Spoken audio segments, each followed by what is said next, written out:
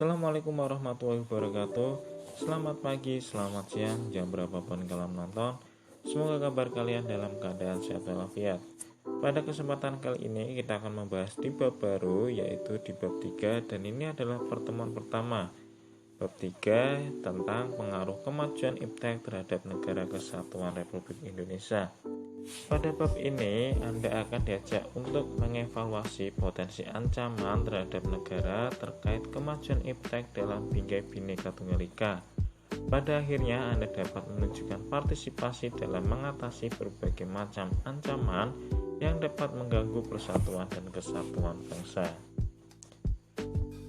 Dan yang kita akan pelajari yaitu mengidentifikasi pengaruh kemajuan iptek terhadap NKRI dan pengaruh positif kemajuan iptek bagi kehidupan bermasyarakat, berbangsa, dan bernegara.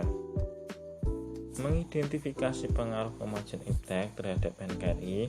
Pada abad ke-20, rekayasa teknologi yang dikembangkan oleh manusia terus mengalami kemajuan bahkan menuju kesempurnaan. Pada abad ini ditemukan beberapa alat yang sangat menunjang pada perkembangan dan kemajuan ilmu pengetahuan, seperti munculnya televisi, komputer, telepon, dan sebagainya.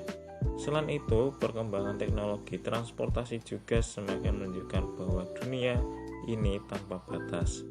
Alat-alat transportasi seperti mobil, kapal laut, dan pesawat udara seakan-akan membuat jarak antar daerah bahkan antar negara sekalipun semakin pendek dan bisa ditempuh hanya dengan hitungan jam, paling lama hitungan hari.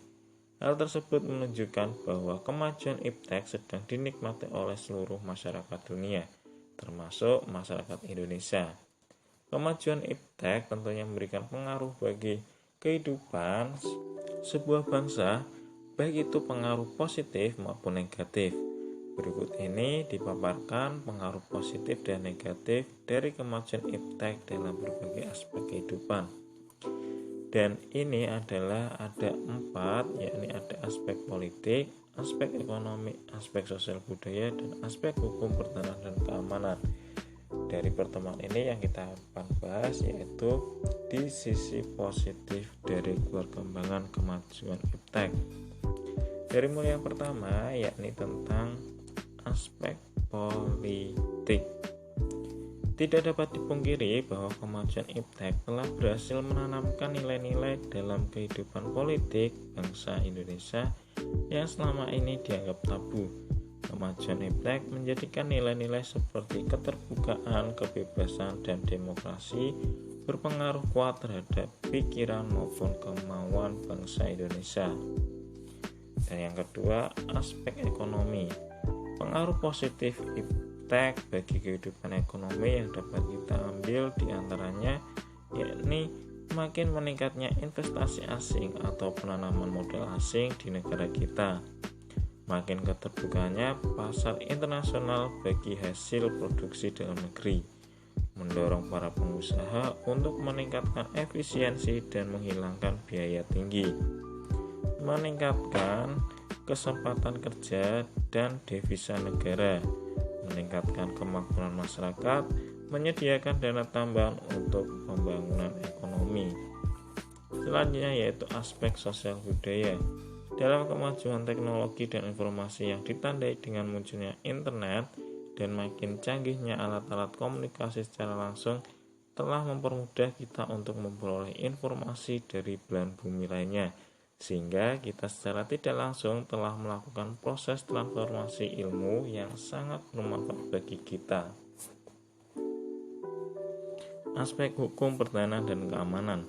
Pengaruh positif iptek dalam bidang hukum tersebut yakni kita ambil diantaranya makin menguatnya supremasi hukum, demokratis, dan tuntutan terhadap dilaksanakan hak asasi manusia, menguatnya regulasi hukum dan pembuatan peraturan perundang-undangan yang memihak dan bermanfaat untuk kepentingan rakyat banyak.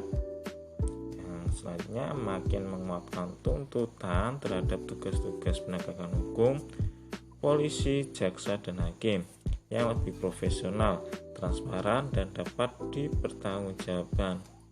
Dan yang terakhir yakni menguatkan supremasi sipil dengan mendudukan tentara dan polisi sebatas penjaga keamanan, kedaulatan, dan ketertiban negara. Nah, cukup sekian pemaparan pada pertemuan kali ini. Apabila ada yang ingin ditanyakan, silahkan kalian tanyakan kepada guru kalian menggunakan platform yang sudah disediakan. Saya akhiri cukup sekian, sampai berjumpa di minggu selanjutnya. Saya ucapkan terima kasih. Wassalamualaikum warahmatullahi wabarakatuh.